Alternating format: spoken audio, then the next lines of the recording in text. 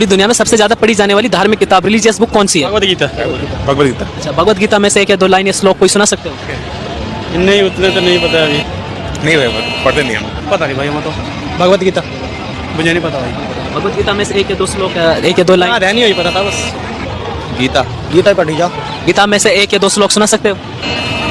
आप सुना सकते हो? मुझे याद तो नहीं।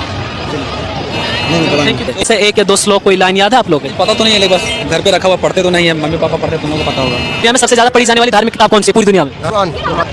कुरान ही है। कुरान मजीद। कुरान। कुरान मजीद। कुरान भाई। कुरान शरीफ। कुरान कुरान कुरान कुरान कुरान। ये सुना सकते हो अलहम्दु कुरान में से? औज़ु बिल्लाहि मिनश शैतानिर रजीम, बिस्मिल्लाहिर रहमानिर रहीम, अल्हम्दुलिल्लाहि रब्बिल आलमीन, रहमानिर रहीम, अल्हम्दुलिल्लाहि रब्बिल आलमीन, अर्रहमानिर रहीम। दोस्तों इसीलिए कहते हैं कुरान था, कुरान है, कुरान रहेगा। कमेंट में आई लव कुरान लिख करके जरूर